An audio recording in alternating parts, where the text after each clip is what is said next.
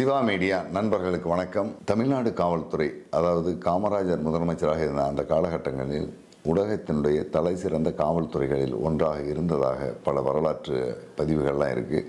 அதற்கு பிறகும் இன்று வரையிலும் கூட சில வழக்குகளை புலனாய்வு செய்வதிலும் அதை கையாள்வதிலும் மிகச்சிறந்த காவல்துறை அப்படிங்கிற பெயர் எடுத்திருக்கு. ஆனால் அதே நேரத்தில் உலகத்திலேயே மிக மோசமான காவல்துறை அப்படிங்கிற பெயரையும் இதில் இருக்கிற சில அதிகாரிகள் எடுக்கிறதுக்கு துணையாக இருந்துகிட்ருக்காங்க. அந்த வகையில் பல வழக்குகளை நம்ம உதாரணமாக சொல்லலாம். தூத்துக்குடி ஸ்டெர்லைட் ஆலையில் துப்பாக்கி சூடு நடத்துனது, வீரப்பன் தேடுதல் வேட்டைங்கிற வகையில் நடந்த அதிரடிப்படையினுடைய அத்துமீறல்கள், இப்படி பல மனித உரிமை மீறல்களும் சட்ட விதிமுறை மீறல்களையும் தமிழ்நாடு காவல்துறை தொடர்ந்து செஞ்சுட்டு தான் இருக்குது. இன்று வரை அந்த காவல்துறையினுடைய அத்துமீறல்கள் அப்படிங்கிறது தொடர்ந்துட்டு தான் இருக்குது. வீரப்பன் தேடுதல் வேட்டையிலும் கூட சொல்லப்போனால் பழங்குடி மக்கள், வெளியுலக விவரம் தெரியாத அப்பாவி மக்கள், அவங்க மேலே நிறைய மனித உரிமை மீறல்கள் நடந்திருக்கு. அவங்களால அதை எதிர்த்து போராடுறதுக்கு வாய்ப்பு இல்லாமல் போயிடுச்சு. அவங்களால அந்த மனித உரிமை மீறல்களை புரிந்து நீதிமன்றத்தை கொண்டு போகிறதுக்கு அல்லது போராடுறதுக்கு காலம் கடந்து போயிடுச்சு அப்படிங்கிறத பற்றி நம்ம ஏற்றுக்கலாம். ஆனால் அதே காலகட்டத்தில் படித்த பண்புள்ள பட்டதாரியாக இருக்கக்கூடிய, ஓரளவுக்கு அரசியல் செல்வாக்கு எல்லாமே வச்சிருக்கக்கூடிய ஒரு சிலருக்கும் தமிழ்நாடு காவல்துறை பல பொய் வழக்குகளை போட்டு அவங்களை சித்திரவதைக்கு உள்ளாக்கி இருக்குது. அந்த வகையில் சேலம் மாவட்டம் நிலவாரப்பட்டி அப்படிங்கிற ஊரை சேர்ந்த சுரேந்தர் அப்படிங்கிற ஒரு தம்பிக்கு நடந்திருக்கிற மனித உரிமை மீறல், அத்துமீறல், காவல்துறையினுடைய பொய் வழக்குகளை பற்றிய ஒரு சின்ன வீடியோவை நீங்கள் இப்போ இதில் பார்க்கலாம். இந்த வீடியோ 2 பகுதியாக வருது. இது ஒவ்வொருவருக்கும் பயனுள்ள ஒரு வீடியோவாக இருக்கும் அப்படின்னு நினைக்கிறேன். ஏன்னா ஒரு பொறியியல் கட்டிட கலைஞராக இருக்கக்கூடிய சுரேந்தரை எந்த விதத்திலும் குற்றமே செய்யாத ஒரு வழக்கில் குற்றவாளியாக ஆக்கி அவர் மேலே 3 வழக்குகளை பதிவு செய்கிறதுக்கும், எந்த விதத்திலும் அவருடைய தொழிலுக்கும் அவருடைய வரவு செலவுக்கும் தொடர்பே இல்லாத அவருடைய மனைவியையும் குற்றவாளியாக்குறதுக்கு தமிழ்நாடு காவல்துறையினுடைய சேலம் மாவட்ட குற்றப்பிரிவு போலீஸ் டிஎஸ்பி ஒருத்தர் துணை நின்று அவர் மேலே வழக்கு பதிவு செஞ்சு அவரை கைது பண்ணி சிறையில் அடைச்சிருந்திருக்காரு. இதையெல்லாம் விலக்கி காவல்துறை கண்காணிப்பாளர், காவல்துறை தலைவர், காவல்துறை ஆணையாளர், தமிழ்நாடு அரசு உள்துறை செயலாளர் பலருக்கும் இந்த சுரேந்திரன் மனு அனுப்பிட்டார். ஆனால் எந்த மனுவும் இதுவரை விசாரிக்கப்படவில்லை. குறிப்பாக ஒவ்வொரு ஆட்சி காலமும், அதாவது திராவிட முன்னேற்ற கழகத்தினுடைய ஆட்சி காலத்தின் கடைசி கட்டத்தில் காவல்துறையினுடைய செயல்பாடுகளினால் தான் அந்த ஆட்சி மக்களால் தூக்கி எறியப்பட்டிருக்குது. இது கடந்த காலங்களில் நிரூபிக்கப்பட்ட வரலாறு.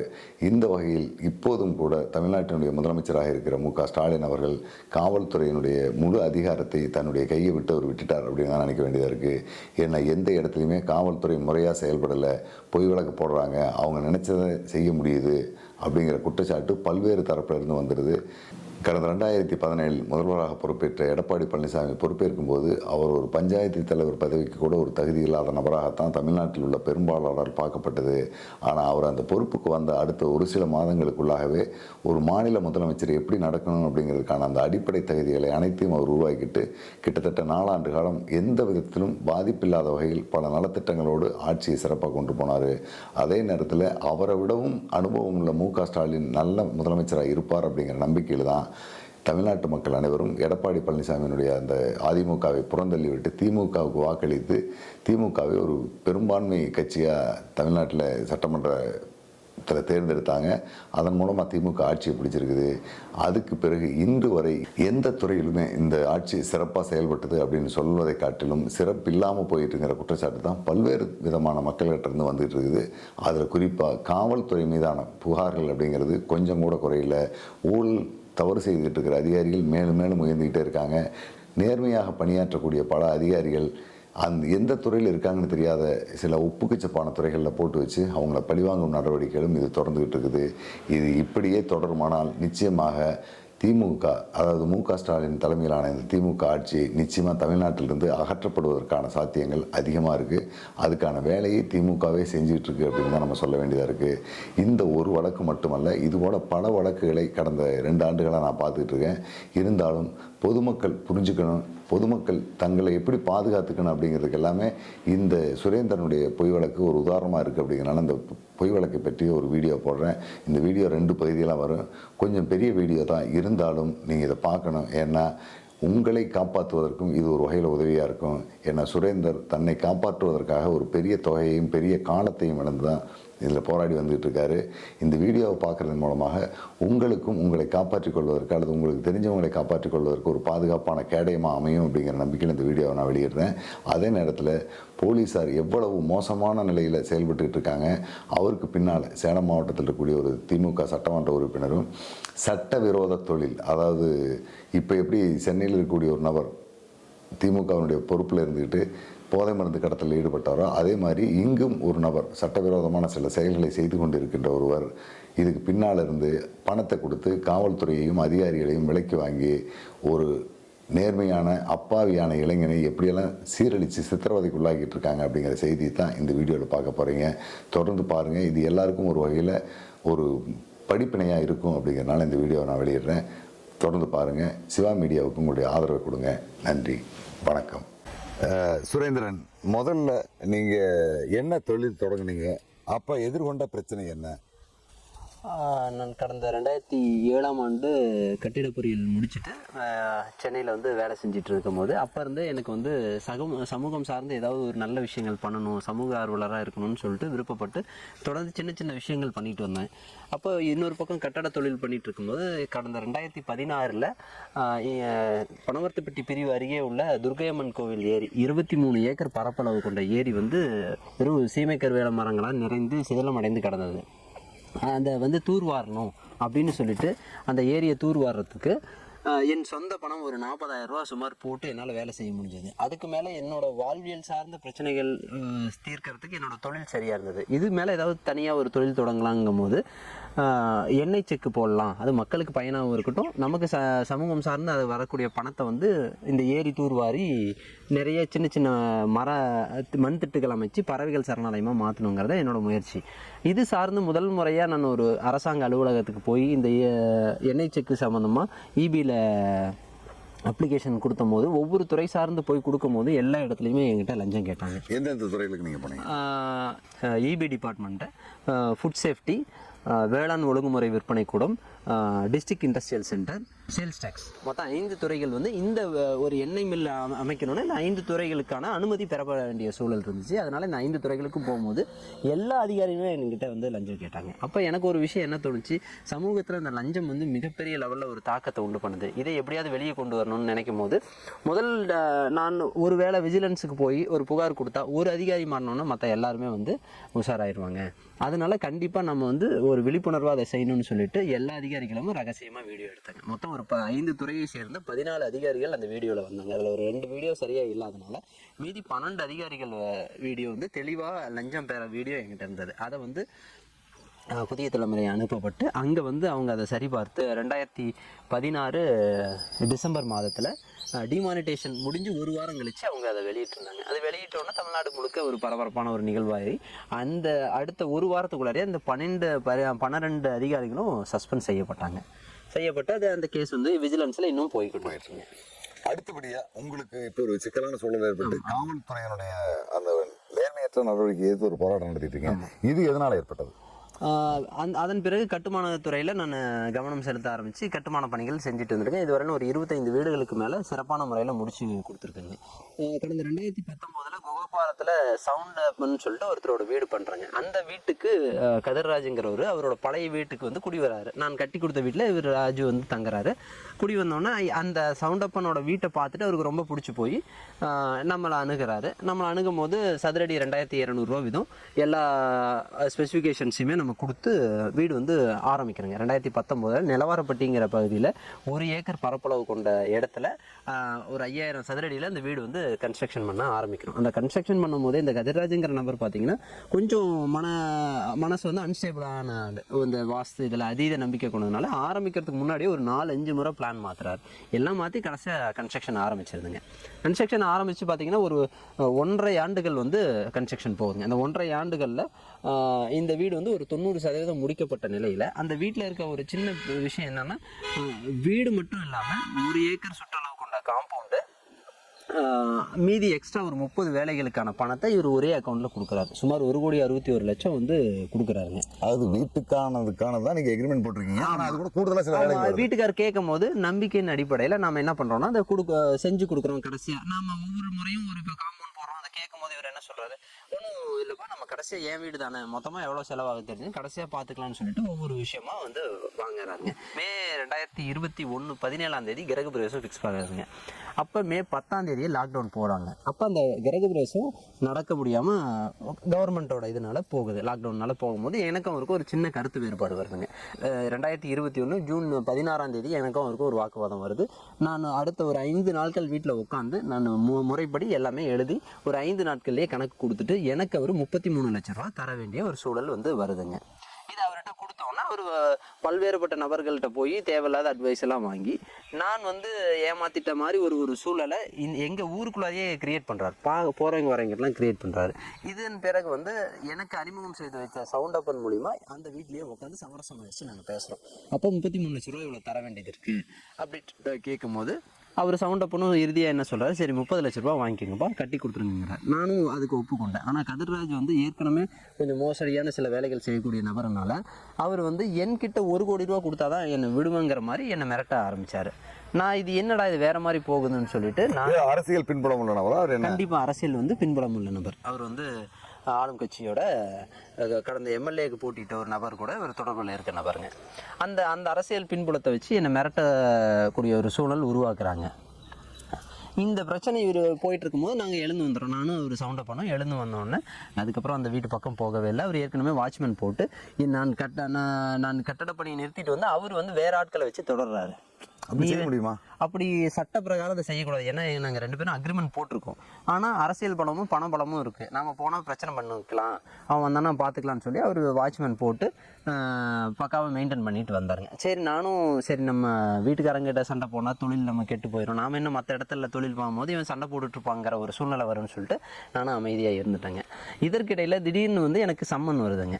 இவர் வந்து முதல் முறையாக ஒரு புகார் வந்து என் மேலே 1 கோடி ரூபா மோசடி செய்ததா ஒரு புகார் வந்து மாவட்ட எஸ்பிக்கு வந்து முதல் முறையாக கொடுக்குறாருங்க. 14/8/2021 எனக்கு வந்தோன்னே அந்த புகார் சம்மந்தமாக நான் போய் ஆஜராகி என்னோட தரப்பு விளக்கங்களை அவர் எனக்கு 33 லட்ச ரூபா தர வேண்டியது இருக்குங்கன்னு என்னோட ரெக்கார்ட்ஸ் கொடுத்தோன்னே அங்கே செந்தமிழ்நாதன் நினைக்கிறேங்க அந்த எஸ்ஐ வந்து விசாரிச்சுட்டு இது முழுக்க சிவில் பிரச்சனை, நீங்கள் அசோசியேஷனை வச்சு முடிச்சிங்கன்னு சொல்லிடுறாரு. அவர் சொன்னதையும் கேட்காம இவர் கதிர்ராஜ் என்ன பண்ணுறாரு, டிஐஜின்னு நினைக்கிறேங்க, அவர்கிட்ட வந்து புகார் கொடுத்தோன்னே இந்த வழக்கு அடுத்தது டிஎஸ்பி இளமுருகன், கிரைம் பிரான்ச்சை சேர்ந்த இளமுருகன் டிஎஸ்பி அவர்கள்கிட்ட இந்த வழக்கு வருது. அவர் எனக்கு சம்மன் அனுப்புகிறாரு. சம்மன் அனுப்பி நான் போய் ஆஜராகிறேன்ல எஸ்பி ஆஃபீஸில் அவர் இல்லை. நான் ஃபோன் பண்ணும்போது அவர் சங்ககிரியில் நான் இருக்கேன், நீ அங்கே வந்து சரின்னு சொல்லி என்னை ஒரு மிரட்டலாக பேசுகிறாருங்க. சரி பரவாயில்லன்னு சொல்லி நான் சங்ககிரி கிளம்பி போனோன்னே என்னோடய ஆதாரங்களை போய் அவர்கிட்டே மறுபடியும் காமிச்சோன்னே அவர் வந்து சரி இதெல்லாம் பார்த்துட்டு எல்லாம் சரியாக தான் இருக்குது. நான் அவர்கிட்டயும் என்ன ஒரு வேண்டுகோளாக வைக்கிறேன், ஐயா முறைப்படி ஆர்பிட்ரேஷன் அண்ட் கன்சலேஷன் ஆக்ட் 1996 பிரகாரம் முறைப்படி சட்டத்துக்கு உட்பட்டு மத்தியஸ்தம் பண்ணுங்க அப்படின்னு சொல்லி நான் எழுதி கொடுத்துட்டு வரேன். இவர் வந்து அசோசியேஷனுக்கு வந்து லெட்டர் வைக்கிறார். சரி நீங்கள் கிளம்புங்க, நான் லெட்டர் வைக்கிறேன்னு சொல்லிடுறாருங்க. சொன்ன உடனே அசோசியேஷன்லேருந்து எனக்கு லெட்டர் வரும்னு எதிர்பார்த்தேன். ஆனால் அதற்கு மாறாக இதிலேருந்து லெட்டர் வருது, மறுபடியும் எஸ்பி ஆஃபீஸ்லேருந்து லெட்டர் வருது. 11/11/2021 அன்னைக்கு எனக்கு சம்மன் வந்து நான் ஆஜராக சொல்லி வருது. அன்னைக்கு எஸ்பி ஆஃபீஸ் போகும்போது அங்கே டிஎஸ்பி வந்து ஒரு எஸ்ஐ ஒருத்தரை வந்து போட்டு அனுப்புகிறாரு, உங்கள் கட்டடத்தில் என்ன அளந்துட்டு இருக்காங்க அப்படின்னு. நான் அந்த எஸ்ஐக்கிட்டே கேட்குறேன், sir arbitration and cancellation act பிரகாரம் சப்செக்ஷன் 7 பிரகாரம் ஆர்பிட்ரேஷன் அக்ரிமெண்ட் வந்து வாதிக்கும் பிரதிவாதிக்கும் ஆர்பிட்ரேஷன் அக்ரிமெண்ட் போடணும். ரெண்டாவது ஆர்பிட்டரை நான் 2 தரப்பும் சேர்ந்து முடிவு பண்ணி ஒப்புதல் கொடுத்தா மட்டும்தான் அது ஆர்பிட்டர்னாவே கணக்காகும், இப்படி தனிச்சையாக செயல்படுறது முறையில்லை அப்படிங்கிறேன். அதெல்லாம் தெரியாதுப்பா, நீங்கள் போங்கப்பா அப்படின்னு அவர் சொல்கிறாரு. நான் போனேன். அங்கே நான் நினைச்ச மாதிரியே ஒருதலை பட்சமாக வந்து நடந்துக்கிறாங்க. இது எனக்கு ஒரு மனக்குழப்பத்தை உண்டு பண்ணுது. இதில் ஏதோ ஒரு சூழ்ச்சி இருக்குது அப்படின்னு சொல்லிட்டு நான் அடுத்த 11ஆம் தேதி நவம்பர் 21 நடக்குது. நான் ஒரு நாள் விட்டு இவங்க செஞ்ச விஷயங்கள்லாம் எடுத்து அப்ஜெக்ஷன் லெட்டரை வந்து நான் வைக்கிறேங்க. யாருக்கு? அசோசியேஷன் பிரசிடென்ட்டுக்கு, டிஎஸ்பி. அளவீடு செய்ய வந்தது அசோசியேஷன் சார்பாகவா? அசோசியேஷன் சார்பாக ஒரு 4 இன்ஜினியர் வராங்க. அவங்க வந்து அங்கே வீட்டோட ஒரு எக்ஸாம்பிள் சொன்னால் வீட்டோட அவுட்ரு அளவு கூட அவங்க சரியான முறையில், வீட்டோட அளவு 64 அடி ஆனால் 62 அடின்னு அவங்க போடுறாங்க. இந்த மாதிரி முடிஞ்ச அளவுக்கு அவங்க வந்து என்ன வந்து ஒரு மோசடிக்காரனா சித்தரிக்கக்கூடிய வேலைகளில் அவங்க ஈடுபடுறாங்கன்னு எனக்கு மிக தெளிவாக தெரிஞ்சது. இதுக்கு காரணம் டிஎஸ்பி இளமுருகனோட அழுத்தம் தான். நான் அசோசியேஷனுக்கும் இந்த இந்த தவறுகளை சுட்டி காட்டி இது சட்டப்படியான மத்தியஸ்தம் இல்லைன்னு சொல்லி தவறுகளை சுட்டி காட்டி நான் லெட்டர் வச்சோன்னே டிஎஸ்பி என்னை நேரடியாக கூப்பிட்டு என்னை வந்து ஆஃபீஸில் அந்த குற்றப்பிரிவு சப் இன்ஸ்பெக்டர்கள் உட்காரக்கூடிய ரூம்லேயே என்னை மிரட்டினார். இந்த மாதிரி நீ என்ன பெரியதா, நீ எனக்கே வந்து அப்ஜெக்ஷன் லெட்டர் வைக்கிற, நீ இன்ஜினியரிங் தொழில் செய்ய விடாமல் உன்னை கைது பண்ணி உன்னை பேப்பரில் போட்டு அசிங்கப்படுத்தோன்னா அப்பயே மிரட்டுறாரு. நான் எல்லாமே முறைப்படி ஆவணங்கள் நான் சப்மிட் பண்ணியும் ஏன் இப்படி பண்ணுறீங்கன்னு எஸ்ஐ என்ன சொல்கிறாங்களோ அதை கேளுன்னு சொல்லி ஒரு கோவமாக போயிட்டார். அப்புறம் எஸ்ஐ வந்து என்ன கூப்பிட்டு சொல்கிறாருன்னா, உன்னை எஃப்ஐஆர் போட்டு என்னை உள்ள தள்ள முடியாதுன்னு நினச்சிட்டு இருக்கியா, ஒழுங்காக வந்து வேலை பாருன்னு சொல்லி தமிழரசனுங்கிற எஸ்ஐ வந்து என்னை மிரட்டினார். நான் இதற்கு நடுவில் நான் என்ன பண்ணுறேன்னா, இவங்க வந்து ஒரு சூழ்ச்சி நிகழ்துன்னு சொல்லிட்டு ஒரு சிவில் சூட் வந்து OS 544ன்னு சொல்லிட்டு மாவட்ட உரிமையல் நீதிமன்றத்தில் ஒரு வழக்கு தாக்கல் பண்ணுறேன். அந்த வழக்கு என்னென்னா, இருக்கிற கட்டடத்தை அளவீடு செய்ய ஒரு ஆணையர் அப்பாயின்ட் பண்ணுங்க. ஏன்னா இங்கே வெளியில் வந்து எனக்கு ஒரு நியாயம் கிடைக்கலன்னு சொல்லி ஆணையர் அப்பாயின்ட் பண்ணி முறைப்படி அளவீடு பண்ணுங்கன்னு சொல்கிறேன். அதுக்கு அந்த வழக்கு தாக்கல் பண்ணிவிட்டு இந்த சிவில் வழக்கு இருக்குன்னு நான் காமிச்சுமே என்னை மிரட்டுறாங்க. நீ வந்து சிவில் இன்ஜினியர் அசோசியேஷனுக்கு 25,000 ரூபா பணம் கொட்டு அப்படிங்கிறாங்க. சார், நான் அப்ஜெக்ஷன் லெட்டர் கொடுத்துருக்கேன். ஒரு அப்ஜெக்ஷன் பண்ண இது எப்படி நீங்கள் என்னை பணம் கட்ட சொல்லுவீங்கன்னா அதெல்லாம் தெரியாது, நீ போய் பணம் கட்டுங்கிறாங்க. நான் நேரடியாக அசோசியேஷனுக்கு போனால் அசோசியேஷனில் கேஷாக தான் வேணும். இல்லைங்க, நான் செக்காக கொடுக்கணும். 29,500 ரூபா காசோலை கொடுத்தா மட்டும்தான் நாங்கள் வந்து பேப்பரையே கொடுப்போங்கிறாங்க. சார், நான் அப்ஜெக்ஷன் பண்ணியிருக்கேன், இல்லை இருந்தாலும் நீங்கள் வாங்கிக்கணுங்கிறாங்க. அந்த 29,500 ரூபா நான் வந்து அந்த செக் ஆதாரம் போட்டு அசோசியேஷன் பிரசிடென்ட்டு கொடுத்துட்டு ஆவணங்களை வாங்கும் போது வெறும் 19 லட்ச ரூபா நான் வந்து எக்ஸ்ட்ரா வாங்கிட்டேன். 1,61 லட்ச ரூபா மொத்தம் வாங்கினதா கணக்கு இருக்குது. அதில் 70 லட்ச ரூபா கடைகளுக்கு நேரடியாக கதிர்ராஜ் கொடுத்துருக்காரு, 30 லட்ச ரூபா ஆளுங்களுக்கு கொடுத்துருக்காரு. 59 லட்சம் மட்டும்தான் நான் நேரடியாக கையில் வாங்கியிருந்தேன். இருந்தாலும் சரி, எல்லாம் ஒரு கணக்குக்குள்ளார இருக்கட்டும்ங்கிறதுக்காக நம்ம அப்படியே வச்சுருந்தது. நான் வந்து 1,61 லட்ச ரூபாய்க்கான வேலை செஞ்சுட்டேன். இன்னும் மீதமுள்ள வேலை ஒரு 19 லட்ச ரூபா இருக்குது அப்படிங்கிற ஒரு பொய்யான கணக்கு ஒன்று அவங்க சொல்கிறாங்க. அவ்வளோதான் கொண்டு வர முடியும். ஆமாம், அவங்க என்ன பண்ணுறாங்கன்னா, நான் கொடுத்த ரெக்கார்ட்ஸை அப்படியே காப்பி அடித்து ஒரு எக்ஸாம்பிள் சொல்லணும்னா 1.5 லட்சம் லிட்டர் நாங்கள் ரெயின் வாட்டர் ஹார்வெஸ்டிங் பண்ணியிருக்கேன். அது 10 ரூபா போட வேண்டியதை இவங்க 6 ரூபான்னு போடுறாங்க. இதற்கு அவங்க வந்து உரிமை கிடையாது. ஏன்னா மத்தியஸ்தம் பண்ண வரவங்க அக்ரிமெண்ட்டுக்குள்ளார தான் அவங்க செயல் பண்ணணும். இதில் தவறு செஞ்சுருக்கேன்னா 1.5 லட்சம் லிட்டர் நான் போட்டிருக்கேன்னா அதில் 1.5 லட்சம் லிட்டர் இருக்கான்னு தான் பார்க்கணும் முடியும். 10 ரூபாயா 7 ரூபாயான்னு அவங்க பார்க்கக்கூடாது. இதை குறைச்சி ஒரு பொய்யான ஆவணம் தாக்கல் பண்ணுறாங்க. அந்த ஆவணத்தை பார்த்துட்டு அதுக்கப்புறமேட்டு 19 லட்ச ரூபா ஆமாம் 19 லட்ச ரூபா குறைவாக இருக்குன்னா அவங்க லெட்டர் அவங்களே கொடுக்குறாங்க. அதுவும் வேல்யூவேஷன் சர்டிஃபிகேட் தான் கொடுக்குறாங்க, மத்தியஸ்துக்கான ரிப்போர்ட்டும் கொடுக்க கிடையாது. நான் அப்போ வந்து கதிர்ராஜ் என்னை மிரட்டுறாரு, நீ 1 கோடி ரூபா கொடுக்காம உன்னை நான் விட மாட்டேன்னு சொல்லி மிரட்டல் விடக்கும் போது நான் அப்பயே வந்து நான் ஆன்லைனில் கம்ப்ளைண்ட் வந்து ரெஜிஸ்டர் பண்ணுறேங்க. ரெஜிஸ்டர் பண்ணிவிட்டு இந்த சம்பவங்கள் நடந்த உடனே மல்லூர் போலீஸ் ஸ்டேஷனுக்கு 2வது கம்ப்ளைண்ட் வைக்கிறாரு. இதனிடையே டிசிபியில் இளமுருகன் அவர்கள் என்ன பண்ணுறாங்கன்னா, என் மேலே எஃப்ஐஆர் டைரக்ஷன் வைக்கிறாங்க. சிவில் வழக்கு நிலுவையில் இருக்கும்போது சிவில் பிரச்சனையும் இருந்தும் எஃப்ஐஆர் டைரக்ஷன் வைக்கிறாங்க. இந்த எஃப்ஐஆர் டைரக்ஷன் என்னென்னு வைக்கிறாங்கன்னா, அசோசியேஷன் தான் முறைப்படி ஒத்துக்கிட்டு அவங்க தவறு செஞ்சிருந்தாலுமே அவங்க ரிப்போர்ட்டை கூட வச்சிருக்கலாம். ஆனால் இந்த வழக்குக்கே சம்மந்தம் இல்லாத பன்னீர்செல்வங்கிற ஒருத்தரோட ரிப்போர்ட்டை வந்து ஆர்பிட்டர்னு அதுவும் போட்டு வைக்கிறாங்க. போட்டு அவருக்கு ஆர்பிட்ரேஷன் சம்மந்தம் கிடையாது, அவரு சைட்டுக்கும் எதுக்குமே சம்மந்தம் கிடையாது. அவர் ஆர்பிட்டர்னு போட்டு அவர் 40 லட்ச ரூபான்னு வைக்கிறாங்க. கதிர்ராஜ் 1 கோடி ரூபான்னு கம்ப்ளைண்ட்டில் சொல்கிறாரு, பன்னீர்செல்வம் ஆர்பிட்டர் 40 லட்ச ரூபா தரணுங்கிறாங்க, அசோசியேஷன் 19 லட்ச ரூபா தரணுங்கிறாங்க. இவர்களுக்குள்ளாரியே ஒரு முரண்பட்ட தகவல்கள் இதில் நிலவுச்சு. ஏபிபி வந்து என்ன கொடுக்குறாங்கன்னா, இது முழுக்க சிவில் வழக்கு, இந்த சிவில் வழக்கில் காவல்துறை தலையிடுறதுக்கு அனுமதி இல்லைன்னு சொல்லி வழக்கை வந்து முடிச்சு வச்சிடுறாங்க. இது ஃபஸ்ட் கம்ப்ளைண்ட் முடிஞ்சதுங்க. 2வது கம்ப்ளைண்ட் வந்து 10/12/2021 மல்லூருக்கு அனுப்பி வைக்கிறாரு.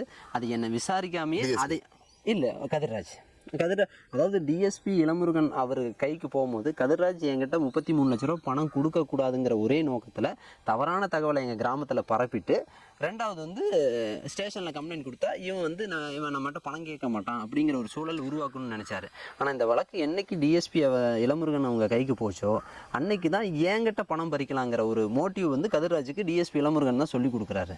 நீயே அவனுக்கு பணம் தர, அவனை வந்து மிரட்டி நம்ம பணம் பறிப்போம், அவன் மேலே எஃப்ஐஆர் போட்டு அவனை கைது பண்ணி அவனை சித்திரவதை பண்ணி பணம் வாங்கிடலாங்கிற ஒரு மூளையாக செயல்பட்டவர் டிஎஸ்பி இளமுருகன். சாதாரண சொத்து பிரச்சனையை கிரிமினல் பிரச்சனையாக மாற்றுறது, கைது கொண்டு வரது எல்லாமே டிஎஸ்பி தான் பண்ணுறாரு. டிஎஸ்பி இளமுருகன் அவர் தலைமையில் தான், அவரோட வழிகாட்டுதல் தான் முழுக்க இருக்குது.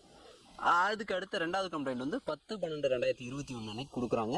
அது ஏனோ என்னையே கூப்பிடாம விசாரணை செய்ததை மல்லூர் சப் இன்ஸ்பெக்டர் வினோத்குமார் அவர்கள் எழுதி முடிவு பண்ணிடுறாங்க, முடிச்சு வச்சிடுறாங்க. எனக்கு சம்மனோ எதுவுமே கொடுக்கல. 2வது புகார் மனுலையும் பார்த்தீங்கன்னா, நான் வந்து வீடு கட்டி தரதில் வந்து தராமல் இழுத்தடிக்கிறாங்கிறது தான் புகார் கொடுத்துருக்காங்க. எந்த இடத்துலையுமே மோசடிங்கிற மோசடியோ இல்லை வீட்டில் திருடனோ எதுவுமே முதல் 2 புகார்லையுமே வரலங்கிறது குறிப்பிடத்தக்கது. இது 2 புகார் நீத்து போன நிலையில் இவனை ஏதாவது ஒன்று பண்ணணும்னு முடிவு பண்ணும்போது என்ன பண்ணாங்கன்னா, என்னோட மனைவி இடத்துல வந்து நான் வீடு கட்டி சேல்ஸ் பண்ணலான்னு சொல்லி நாளிக்கல்பட்டியில் ஒரு ப்ராப்பர்ட்டியில் பண்ணிட்டுருக்கேன். இவர் கதிர்ராஜ் வந்து வக்கீல் ஐடியா கொடுத்து என்ன பண்ணுறாரு, என் மனைவி 40 லட்ச ரூபா கடன் வாங்கின மாதிரி ஒரு பொய்யான அறிவிப்பை வந்து தினத்தந்தியில் 6/3/2022 அன்னைக்கு வெளியிடுறாங்க. 5ஆம் தேதி, ஏன்னா நாங்கள் 7ஆம் தேதி கிரையம் பண்ணோன்னு தெரிஞ்சுட்டு அவசரமாக 5ஆம் தேதி ஒரு மணி ரெக்கவரி சூட்டு இப்போ தாக்கல் பண்ணுறாங்க. 6ஆம் தேதி பேப்பர் பப்ளிகேஷன் கொடுக்குறாங்க. முகாந்திரம் இல்லாத எப்படி ஒரு ஷூட்டை ஃபைல் பண்ணுறாங்க? நம்பர் ஆகினா போதும் இல்லை. இன்றைக்கி நீதிமன்றங்களை பொறுத்தவரையிலும் வழக்கு நம்பர் ஆச்சுன்னா போதுங்கிற அளவுக்கு தான் பண்ணுறாங்க. அதுக்கு அந்த வழக்குக்கு மட்டும் 3.5 லட்சம் ரூபா வந்து கோர்ட்டு ஃபீஸாக கட்டியிருக்காரு கதிர்ராஜ். அப்போ என்ன பண்ணுறாங்கன்னா, இது நம்பர் ஆகிட்டு போகுது, வழக்கு வெற்றியோ தோல்வியோ ட்ரையலில் பார்த்துக்கிட்டோம், இன்றைக்கி அரசாங்கத்துக்கு வருமானம் வந்தால் போதுன்னு தான் நீதிமன்றம் செயல்படுது, அதில் முகாந்திரம் இல்லை இருக்கான்னு பார்க்காம பதிவு பண்ணுறாங்க. 6ஆம் தேதி பேப்பர் நோட்டீஸ் கொடுக்குறாரு. 7ஆம் தேதி நான் கிரையம் பண்ண தாதகாப்பட்டி சப் ரெஜிஸ்டர் ஆஃபீஸ்க்கு நான் போகிறேன். அங்கே வந்து ஒரு 15 அடியாட்களோட அனிதா கதிர்ராஜ் அவரோட வக்கீல் ரமேஷ் ஒரு 15 அடியாட்களோடு வந்து என்னை கிரையம் செய்ய விடாமல் பயங்கர பிரச்சனை பண்ணுறாங்க. அங்கே சப் ரெஜிஸ்டருக்கும் இவங்களுக்கு துணை போகிறாரு. துணை போய் அங்கே ஒரு பெரிய எப்படி துணை போகிறாரு? நான் ஏற்கனவே டோக்கன் போட்டு தான் போயிருப்பீங்க. டோக்கன் போட்டு ஆவணத்தெல்லாம் பார்த்துருப்பாங்க. ஆவணத்தெல்லாம் பார்த்துடுறாங்க. டோக்கன் அட்மிட் பண்ணிட்டாங்க. நான் டோக்கன் போட்டு கொண்டு போய் இந்த பத்திரத்தை கொடுக்கும்போது அவங்க என்ன பண்ணுறாங்கன்னா, நீ வந்து உங்கள் பொண்டாட்டி வந்து 40 லட்ச ரூபா கடன் வாங்கிடுச்சு, நீ 1 கோடி ரூபா ஏமாத்திருக்க அப்படிங்கிறாங்க. நான் என்ன கேட்குறேன்னா, என் மனைவி கடன் வாங்கினதுக்கான ஆவண ஆதாரம் என்ன இருக்குது, எந்த கோர்ட்டு தடை போட்டிருக்கு, எதுவுமே இல்லாத நீங்கள் எப்படி சார் பண்ணுவீங்கன்னா, அதெல்லாம் எனக்கு தெரியாது, நீங்கள் போய் டிஸ்ட்ரிக்ட் ரெஜிஸ்டரை பாருங்கிறாங்க. நான் மேலே போய் அவர்கிட்ட முறையிடுறேன். அவரும் கொஞ்சம் தன்னை முன்னிட்டு கடைசியாக வந்து வேறு வழி இல்லை, நீங்கள் போய் பண்ணிக்கணும்னு சொன்னோன்னே அந்த தகவல் வந்து சப் ரெஜிஸ்டர்கிட்ட சொன்னாங்க. சப் ரெஜிஸ்டர் கதிர்ராஜை கூப்பிட்டு, சம்பத்துங்கிற சப் ரெஜிஸ்டர் கதிர்ராஜை கூப்பிட்டு, இது மேலே இவன் கிரையத்தை நிறுத்த முடியாதுன்னு சொன்னோன்னே, நீ பிரச்சனை பண்ணுன்னு அவர் தான் தூண்டி விடுறாரு. பிரச்சனை பண்ணோன்னே 15 அடியாட்கள் ஒரு 4-5 பொம்பளைங்க எல்லாம் சேர்ந்து ரெஜிஸ்டர் ஆஃபீஸே உண்டு இல்லைன்னு பண்ணுறாங்க. எங்கள் மனைவி எங்ககிட்ட வாங்க வந்த நபரை பிடிச்சி கையை பிடிச்சி இடிச்சு அவங்க கையெல்லாம் கிழிஞ்சிருச்சு, காயங்கள் ஏற்பட்டுருச்சு. உடனே கதிர்ராஜே வந்து அவரே வந்து பிரச்சனை பண்ணிட்டு அவரே போலீஸ்க்கு வந்து தகவல் சொன்னதாக ஒரு புகார் மனுவில் குறிப்பிட்டிருக்காரு. போலீஸ் வந்து எங்களை வெளியேற்றுறாங்க. இப்போ அந்த ரெஜிஸ்டர் பண்ண டோக்கன் போட்டு முறையாக போன எங்களை காவல்துறை வந்து நீ வெளியே போப்பா, உன்னால தான் பிரச்சனை வருது. இதுக்கு இடையில் கதிர்ராஜோட பிளான் பிரகாரம் என்ன பண்ணுறாருன்னா, சம்பத் சப் ரெஜிஸ்டர் வந்து இந்த மனு சம்மந்தமாக, இந்த பத்திரம் சம்மந்தமாக சட்ட ஒழுங்கு பிரச்சனை ஏற்படுது. ஏன்னா வேறு எந்த பிரச்சனையும் அவருக்கு பாயிண்ட் அவுட் பண்ணுவாங்க. சட்ட ஒழுங்கு பிரச்சனை ஏற்படுறதுனால இது வந்து நாங்கள் வந்து பதிவு பண்ண மாட்டோன்னு சொல்லி ஒரு ஒரு பொய்யான ஒரு விஷயத்தை வந்து பதிவு பண்ணி ரெஃப்யூசல் வச்சிடறாரு. 2 நாள் கழிச்சு மறுபடியும் 9ஆம் தேதி மறுபடியும் போகிறேன். மறுபடியும் அதே மாதிரி ஒரு 15 பேரோட வந்து கதிர்ராஜ் பிரச்சனை பண்ணுறாரு. மீண்டும் இதே வேலையை பண்ணுறாங்க. நீங்கள் இந்த நேரத்துக்கு பதிவுக்கு போகிறீங்கிற தகவல் ரெஜிஸ்டருக்கு மட்டும் தான் தெரியும். அவர் தான் அங்கே சொல்கிறாரு. அங்கே சொல்லி வந்து பிரச்சனை பண்ணுறாங்க. அப்புறம் நான் வேறு வழி இல்லாமல் நான் கிரைம் பண்ணாத வந்து அப்புறம் ஒரு பெரும் போராட்டத்துக்கு பிறகு கிரைம் பண்ணுறேன். சப் ரெஜிஸ்டர் ஆஃபீஸுக்கு சம்மந்தமே இல்லாத கதிர்ராஜ் அங்கே வந்து அவரே பிரச்சனை பண்ணிட்டு அவராக போய் 14/3/2022 அன்னைக்கு எஸ்பி கிட்ட வந்து புகார் மனு ஒன்று கொடுக்குறாரு. ஆனால் பிரச்சனை பண்ண வந்த கதிர்ராஜ் மேலே சப் ரெஜிஸ்டர் புகார் கொடுத்துருக்கணும். எதுவுமே கொடுக்க கிடையாது. அவர் தான் கொடுத்துருக்கணும். ஆமாம், கண்டிப்பாக. ஏன்னா ஒரு அரசாங்க அலுவலகங்கிறது அவர் சப் ரெஜிஸ்டர் கட்டுப்பாட்டில் இருக்க அலுவலகம். அந்த அத்துமீறி நுழைதல்களே IPC 442 பிரகாரம் கைது பண்ணலாம். அவரை கைது பண்ணி 1 வருஷம் சிறை தண்டனையே கொடுக்கலாம். ஆனால் அரசாங்க அலுவலகம் பணத்துக்கு சாதகமாக தான் நடந்துக்கிறாங்க. பிறகு இவர் கதிர்ராஜே வந்து தன்னை தற்காத்துக்கிறதுக்கு ஒரு புகார் கொடுக்குறாரு. இப்போ சுரேந்திரனும் என்னோட மீடியேட்டராக ஒருத்தர் வந்தார், குணசேகரன் சொல்லி. இவங்க 2 பேர் வந்து கொலை மிரட்டல் விடுத்தாங்க அப்படின்னு. ஆமாம், சப் ரெஜிஸ்டர் ஆஃபீஸில் நடந்த சம்பவத்தை தன்னை ஒருவேளை நான் கம்ப்ளைண்ட் கொடுத்துட்டு என்ன பண்ணுறது, ஒரு கவுண்டர் கம்ப்ளைண்ட்டாக என்ன பண்ணுறாரு, ஒரு 7 நாள் கழிச்சு 14ஆம் தேதி ஒரு புகார் மனு அனுப்புகிறாரு. ஏற்கனவே 2 முறை புகார் மேலே FIR போட தோற்று போனதுனால கோர்ட்டுக்கிட்ட எப்படியாவது டைரக்ஷன் வாங்கி இவனை தூக்கிடணுங்கிற பிளானுக்கு கதிர்ராஜும் இளமுருகனும் வராங்க. ஏன்னா ஏற்கனவே மல்லூர் இன்ஸ்பெக்டர்கிட்ட பேசிட்டாங்க, இந்த புகார் வந்தால் நீங்கள் விசாரணை பண்ணாதீங்க, அதை அப்படியே கிடப்பில் போடுங்க, இதை வச்சு நாங்கள் கோர்ட்டில் வந்து காவல்துறை நடவடிக்கை எடுக்கலை அப்படின்னு சொல்லி FIR டைரக்ஷன் வாங்குறது தான் இவங்க திட்டம். அதே பிரகாரம் எஸ்பி கிட்ட கொடுத்த புகார் நேரடியாக வந்து மல்லூருக்கு மாற்றுறாங்க. மாற்றிட்டு அங்கே மாற்றி ஒரு கொலை மிரட்டல் புகார் வந்து இங்கேருந்து அங்கே ஷிஃப்ட் ஆகி போங்க. அங்கே போகும்போது அங்கேயும் நடவடிக்கை எடுக்காமல் அப்படியே போடுறாங்க. போட்டோடனே இதை கரெக்டாக காரணமாக வச்சு கதிர்ராஜ் வந்து நான் CRPC 482 பிரிவின் கீழே உயர்நீதிமன்றத்தில் எஃப்ஐஆர் டைரக்ஷன் கேட்டு மனு போடுறாங்க. இங்கே புகார் கொடுத்தது அது சம்மந்தம் அவங்க கூப்பிட்டு விசாரிக்க எதுவும் இல்லை. எந்தவித விசாரணையும் கமுக்கமாகவே செய்கிறாங்க. எல்லாமே கமுக்கமாக செய்கிறாங்க. நேரடியாக டைரக்ஷனுக்கு போகிறார். அங்கே ஹைகோர்ட்டில் மிக தெளிவாக ஒரு தீர்ப்பு என்ன சொன்னால், இதெல்லாம் கீழமை நீதிமன்றத்தில் நீங்கள் பார்த்துக்கணும்னு சொல்லி அங்கே ரத்து பண்ணி அனுப்பி வைக்கிறாங்க. அதை கொண்டுட்டு வந்து JM6 எஃப்ஐஆர் டைரக்ஷன் கேட்டு புகார் மனு செய்கிறாரு. அந்த டைமில் நான் என்ன பண்ணுறேன்னா, என் மனைவி 40 லட்ச ரூபா கடன் வாங்கியிருக்காங்க அப்படின்னு சொல்லி வங்கி மூலியமாகவும் ரொக்கமாகவும் வாங்கியிருக்காங்கன்னு சொல்லி போட்டிருந்தாங்க. நான் என்ன பண்ணேன்னா, என் மனைவியோட 3 வருஷம் அக்கௌண்ட் டீட்டெயில்ஸ் எடுத்து கதிர்ராஜே வேற ஒரு சிவில் வழக்கில் தாக்கல் பண்ணியிருக்காரு அக்கௌண்ட் புக், கட்டட கணக்கு புத்தகம். அதில் 1,61,00,000 ரூபாயில் ₹1 கூட எங்கள் மனைவி கொடுத்ததா எழுதலை. இந்த 2 ஆதாரங்களையும் வச்சு இந்த மாதிரி எங்களை அவமானப்படுத்திட்டாங்க அப்படின்னு சொல்லி IPC 500 கீழே டிஃபமேஷன் சூட்டு கதிர்ராஜ் அனிதா மேலே நாங்கள் தொடுக்கிறோம். இந்த 2 மனைவியும் படித்து பார்த்த நீதிபதி எங்கள் வழக்க டிஃபமேஷன் சூட்டு எடுத்துக்கிட்டாங்க. இப்போ எவிடன்ஸ் ஸ்டேஜ் போயிட்டுருக்கு. அதே நேரத்தில் கதிர்ராஜ் டைரக்ஷன் மனுவில் மிக தெளிவாக தீர்ப்பு என்கிட்ட இருக்குது. மிக தெளிவாக என்ன சொல்கிறாரு, இது முழுக்க முழுக்க சிவில் சார்ந்த வழக்கு. இந்த சிவில் சார்ந்த வழக்கை வந்து கதிர்ராஜ் வேணும்னே கிரிமினல் சாயம் பூச பார்க்குறாங்க. ஏற்கனவே சிவில் கேஸ் நடந்துட்டு இருக்கனால இந்த வழக்கை வந்து டிஸ்மிஸ் பண்ணணும்னு சொல்லி டிஸ்மிஸ் பண்ணிடுறாங்க. இதுலேயும் வெறி குறையாத இவனை எங்கேயுமே ஏற்கனவே 2 புகார் நிறுத்து போச்சு, 2 நீதிமன்ற தீர்ப்பும் ரத்துங்கனால இவனை என்ன பண்ணலாங்கிறதுக்கு அப்புறம் தான் மிக தெளிவான ஒரு சதியை வந்து இளமுருகனும் கதிர்ராஜும் பண்ணுறாங்க. பணம் பிடுங்கணுங்கிறதா ஒரே நோக்கம். அதில் தான் என்ன பண்ணுறாங்கன்னா,